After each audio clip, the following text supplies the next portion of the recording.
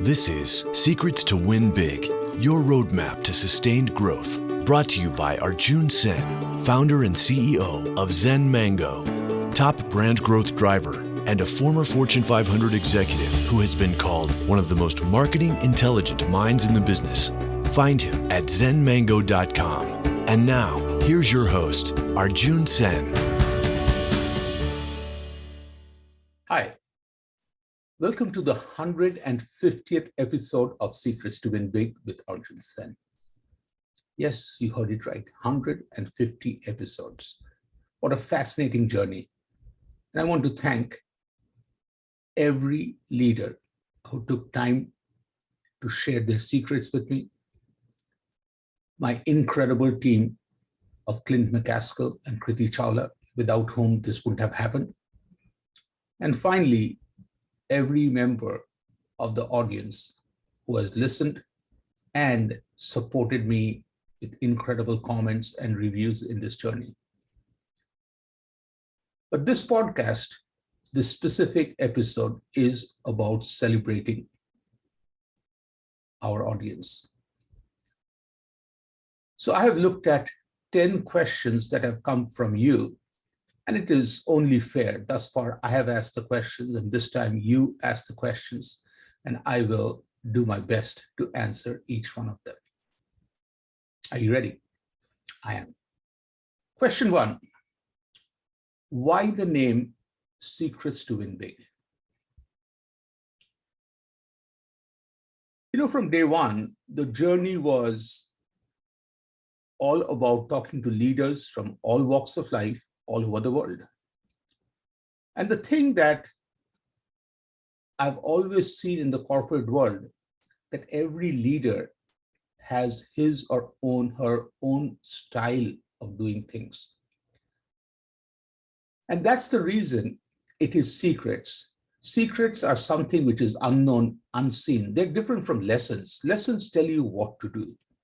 Secrets are literally giving you that information that adds to the knowledge and helps you make better choices. Because at the end of the day, you are the CEO of your journey. And why win big? To me, win big is a mindset. It is an attitude where you wow your own self with accomplishments that you have never thought you could achieve. And that changes the game forever. When I was at Papa John's, and when our incredible president and chairman Blaine Hurst came and told us we will launch the world's first ever online ordering system, I wish I could capture all my moments, all my thoughts from that day, because we all realized under Blaine's leadership, we are on to something big. And yes, today, that is $1 billion revenue annually for the brand. Question number 2, what's the biggest learning, Arjun, from doing the podcast? I'll try to be a little clever. It's tough to say one thing, but I'll try. The thing I've found is every leader from all walks of life and all over the world, even though they are unique, their journey is unique, their style is unique, but there are a few commonalities. And here are the 5 commonalities that I found. Number 1, they all start with belief.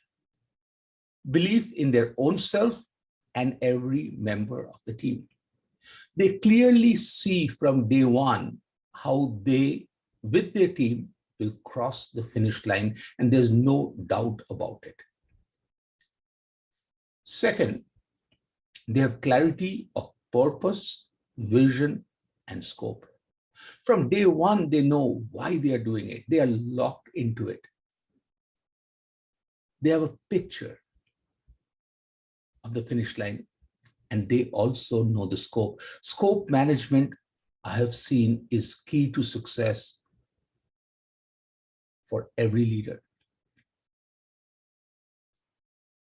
When I talk to the super leaders, right away they know what not to do. And that, I think, is essential. Number three is they all have plans and processes, but at the same time, they are not scared to make changes based on inputs they get during the journey.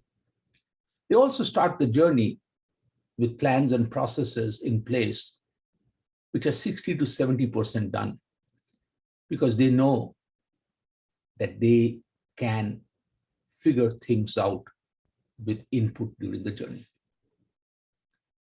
Number four, this fascinates me a lot, how they look at barriers, challenges, and failure. They never look at these to be dead ends. They look at these to be tools that help them get better and accelerate further. And finally, all these leaders are never stagnant. They're always getting better. You know, in my work with some of the top athletes, what I found in golf, for example, the world's number one golfer, he puts in 12 to 15 hours a day enhancing current skills. Yesterday's win is in yesterday's newspaper. To win today and tomorrow, it takes that skill to constantly invest and getting better. Question three, Arjun, you talk a lot about purpose. How do you lock in the purpose? You know, this is a great question because each one of us have a purpose. But the question is it big enough to drive committed action? You know, let me share a personal weakness of mine. I'm the world's best plant buyer, but the worst in actually planting them. There are times I'll buy these flowering plants, but leave them in the garage and forget all about them. It's not my skill. But when my mom was visiting recently and we went out, bought some flowering plants, I right away realized that planting them with my mom will create lifetime memories, and I did not miss out on that amazing opportunity. My mom lives in Kolkata, India, and I'm very fortunate every 2 years when she comes and spends some time with me. And the moment I locked in my mind, it's not planting flowers, but creating lifetime memories with my cool mom. I call her Ma. I did not want to miss out on that. And fast forward, we planted them the same afternoon. It was so much fun. And those plants are thriving and blossoming. A new Arjun has emerged.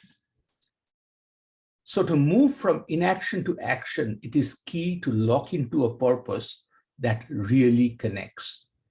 And bigger the purpose, the clearer the purpose, the journey becomes easier. Question four, Arjun, how do you get clarity of vision? This question is somewhat similar to purpose, but there's a big difference. Purpose is all about why. Vision is about who. Knowing who we are doing this for and locking in is key for clarity of vision. Every business, we believe in customer first. We want to spend tons of money doing every possible research, segmentation, everything else to know the customer. But to me, I feel knowing the customer takes purposeful, with intent, meaningful investing into the relationships. It takes at times an old-fashioned, simple conversation, being in that shoes. There are 4 words which are mission critical for me in this journey, and they are be, think, feel, act. There's no faking. You have to be the customer. You have to think like the customer. Then you will be able to feel.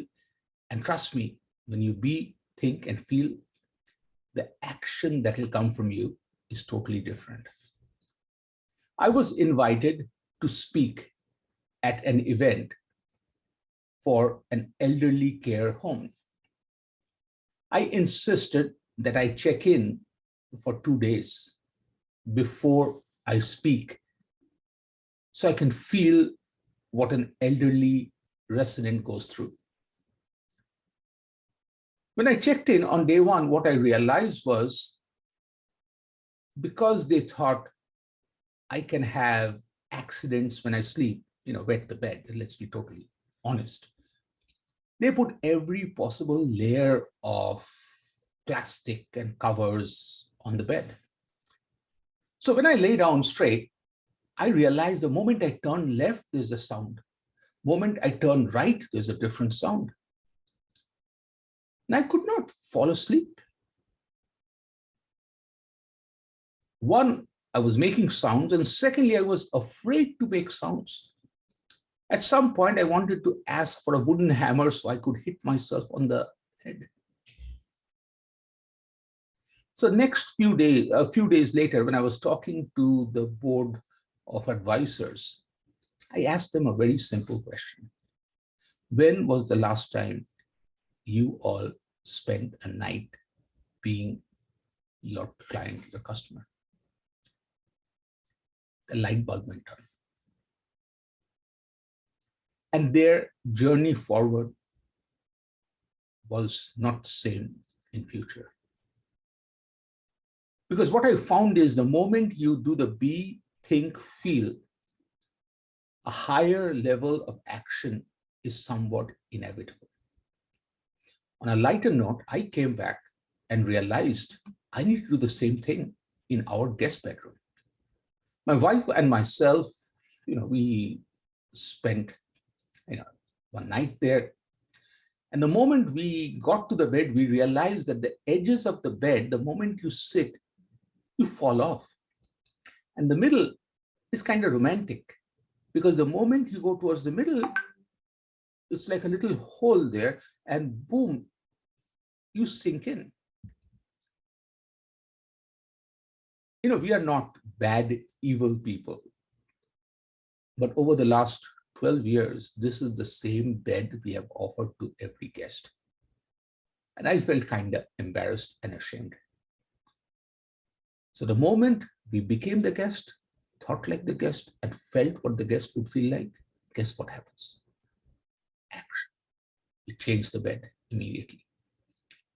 And the marketer in me reached out to past guests and told them, guys, we are very sorry for the bad bed experience we have provided you. Can you please come back and spend a night with us? So guests have come back and we have better bed, but it's all about be, think, feel, and act like the customer. So the next question number 5. Arjun, what's the secret to taking ideas to successful implementation every time? First of all, I really like this question because putting 2 5-syllable words back to back, I think you threw a curveball at me. I'm getting serious for a second. I learned from Scott Beck, the CEO at Boston Market, this incredible, fascinating one line, which is every idea is not a plan. Every plan till it is implemented flawlessly, we do not get any results. But there's a flip side to this too. Action without the right plan, or if we work on a marginal idea, also does not put us on the path to win big. Hence, connecting the dots, make an idea bigger, create a plan that the team with current resources can implement, and then going at it flawlessly is key. So in My consulting at Zen Mango, we have created a very simple process, which is about first see beyond. This is not a discovery. In discovery, you think you know what you're looking for. It's a mindset of free-flowing excavation. Imagine you and I, best friends, we're 5 years old, our parents are taking us to the zoo. We're sitting in the back seat, and what will go through our mind? Will the monkey eat a banana today? Will the monkey scratch himself? Will the elephant do this? Like, we are creating excitement with endless opportunities in our mind. The second part is take a few ideas, but make them bigger. And making them bigger is a one-time opportunity, because if you start a journey for 100 meters, you never cross the 26.2-mile journey. So from the very beginning, making the idea bigger is essential. But finally, implementation, the scope changes. Implementation to me is about wowing one more. Implementation is about success with one customer at a time.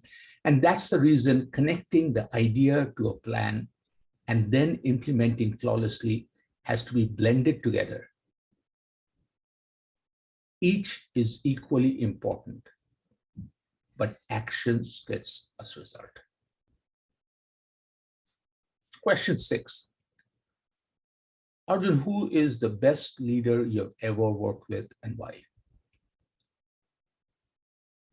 To me, before I mention names, let me talk about the trait that hits me the most. Leaders who see potential in others, the potential that person does not see, I really think is key in achieving big wins. I did my engineering, and then I came to Brigham Young University to do my MBA with emphasis in operations. My marketing professor, Heikki Rinne, from day one kept getting through to me that I had a talent in marketing. He would not give up. And the endless number of hours he spent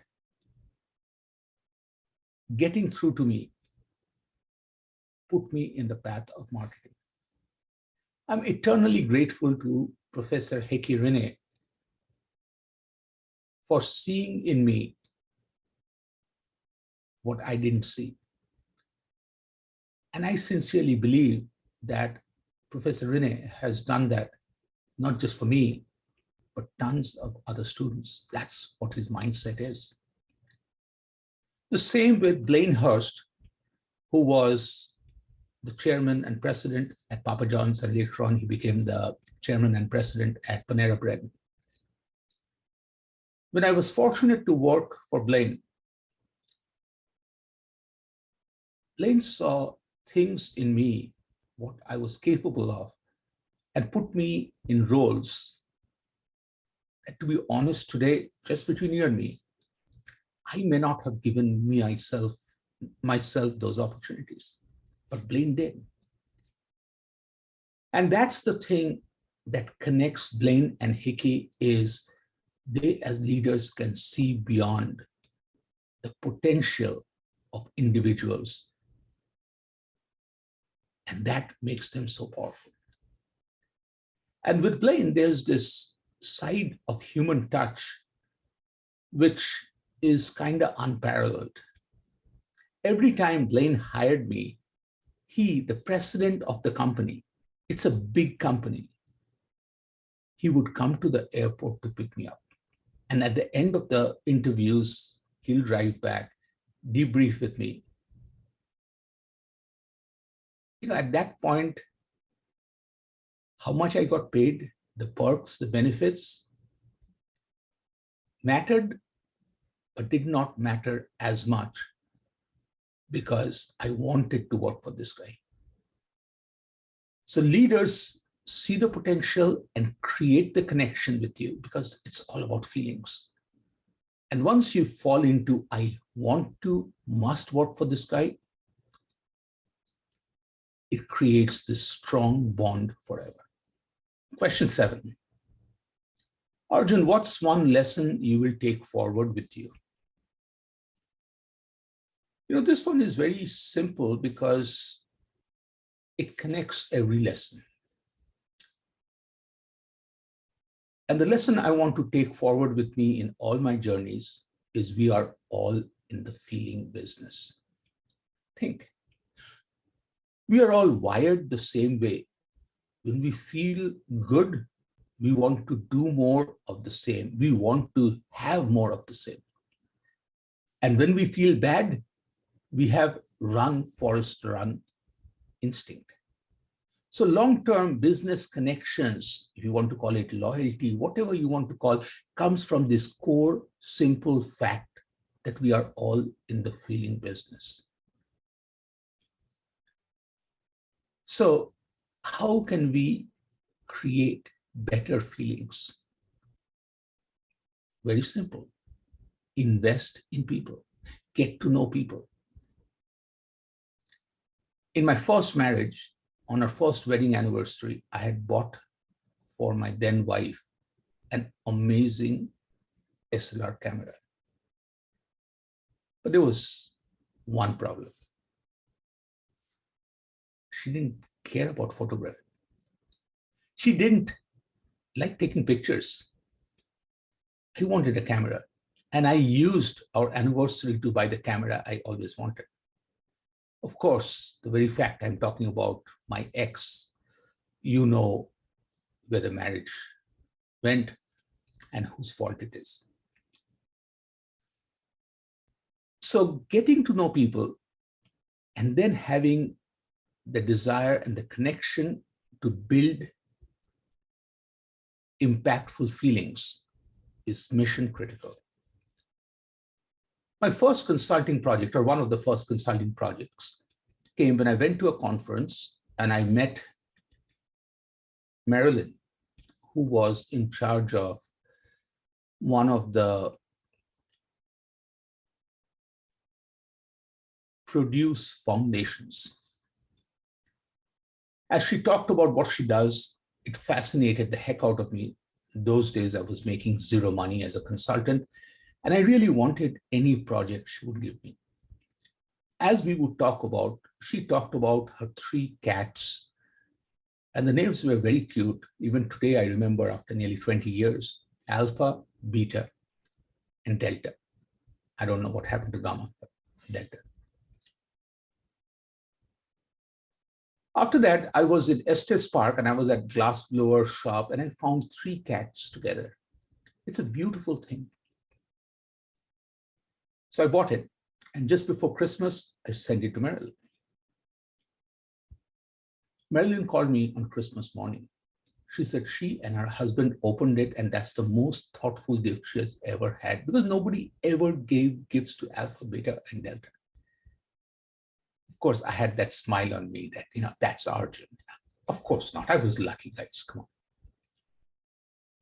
A few weeks later, Marilyn calls me and says, Arjun, I know you do not know anything about projecting, produce, volume, and optimizing sales, but can you figure it out?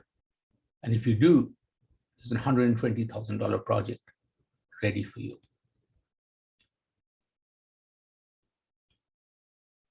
When I reflect, I do not think I got the project because I was the best person. Yes, she saw the potential in me, but it was the feeling that I evoked and connected with her that opened the door for her to consider me for the project. So it's all about the feeling business. Question 8. Arjun, if you had to do the 150 episodes again, what would you do differently? The first thing I would do differently is I would have started sooner. As each conversation has enriched me, So starting sooner, and if today I was doing the 1500th episode, not the 150th, I would have been richer with more knowledge and more insights, and of course, more secrets. Second, I would have asked more questions to make them more conversational, because when things are conversational, it connects better, it resonates better. Many a time, I asked questions which required the guest to give a very detailed, thorough answer. It was my fault. And again, I've learned, and current conversations are becoming more participatory, and that way I can take it to the next level. But as I talk about changes, I also want to make sure that I lock in a few things I will not change. Number one is the purpose. This is a conversation with a leader whom I want to learn from. It's not my podcast. That's the reason the graphics of half my face. Second, the vision of this podcast when I started from day one was touch one person. It wasn't about driving numbers. We were not on the journey to be the top business podcast, marketing podcast, blah, blah, blah, leadership podcast. No, not at all. Because vision takes us on paths, and clarity of vision makes sure that we are on the path we want to be. Don't get me wrong. In the 149 episodes before this, we have been fortunate to have reached hundreds of thousands of people. I'm really grateful for that. But the thing that gets me excited, gives me goosebumps, and when one person calls and emails about what a conversation meant to that person. That to me is pure gold. And that's what gets me excited about the next conversation and how to touch one more person. Really looking forward to every conversation in future, one conversation at a time, to touch one person at a time. Question 9. Arjun, what are you working on next? Okay, big secret to be revealed. I'm working on a new book called Unchoose. Choose, the word UN in front, unchoose. Let me give you a little history about me. Growing up in Kolkata, imagine a 10-year-old Arjun. I was all about conforming. I wanted to be the good boy. I was doing what is required, what is expected. And in that process, I lost touch with the real Arjun. Unchoose to me is a journey of resetting every locked option. It starts with a why not mindset, and it follows seeing beyond, going way beyond what is expected and how things are always done. I'll give you a very simple example that will give you, clarity on what I'm talking about. I'm going to ask you a question. And the moment I finish, you have 1 second to lock in an answer. Are you ready? Are you actually ready? Okay. What is 3 and 3? I've asked this question in presentations, business meetings, when I've taught classes, and 99% of the time, people mention 6. It's not a wrong answer.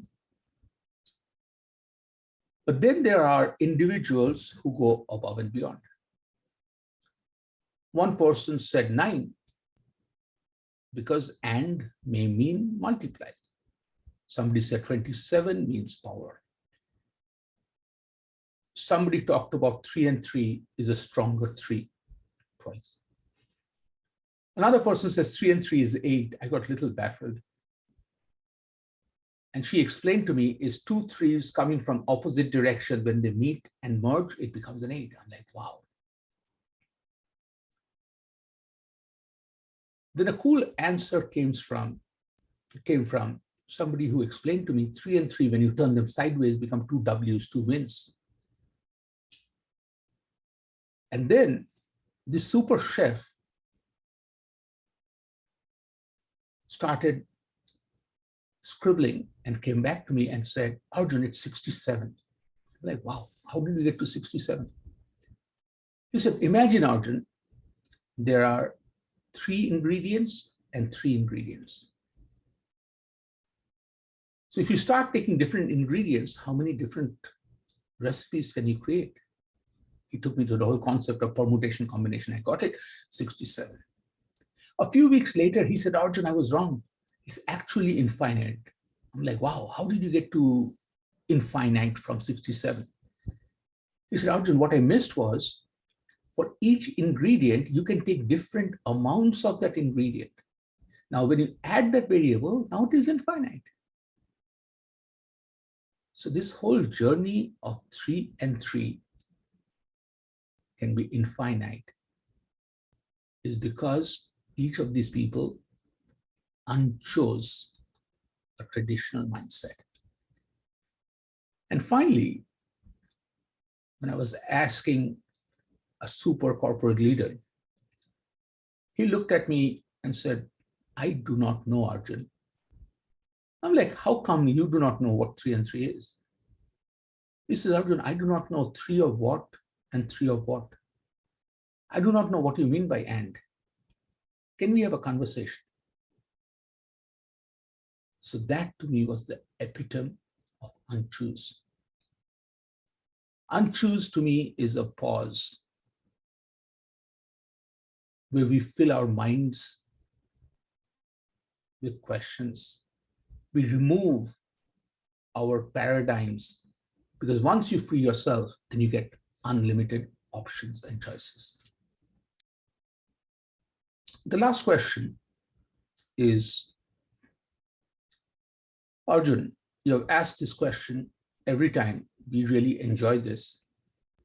What would a conversation between 16-year-old Arjun and 100-year-old Arjun look like? And where would it happen? First of all, I just can't believe you would ask me where it would happen.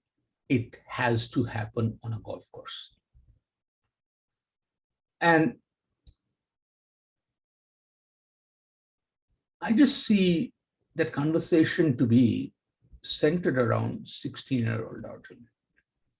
I think me today and 100-year-old me would really want to understand 16-year-old Arjun, because we will ask him tons of questions. We want to know about his dreams, his goals. We want to tap into his mindset of self-belief, where that kid believed he can do anything. Over the time, life makes us play safe. But that kid, when he would turn 20, he would come to US with only $350 of cash, no credit card, and not knowing a single soul. How the heck did he do that? So getting to know that 16-year-old and be inspired by him and be like him will be incredibly important. We really want to jump in and understand how he always moved life forward, but with no fear. Because if we can unlock that and live that, rest of our lives will be fascinating. So thank you all for sending these questions. And it was really fun to share my personal point of view on each one of these. After celebrating on this 150th episode, I'm looking forward to the 151st, which comes soon, and the ones after that, with fascinating conversations with leaders from all walks of life. Conversation starts with openness of mind, wanting to listen, and asking questions, not because I have to, but because I want to. Truly appreciate the love, affection, and kindness from each one of you. And looking forward to the next episode of the podcast and the one after that. Thank you.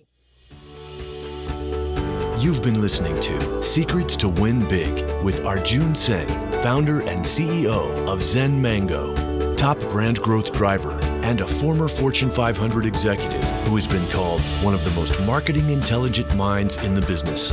To learn more, visit www.zenmango.com. Share this podcast with your friends and subscribe wherever you like to listen to podcasts.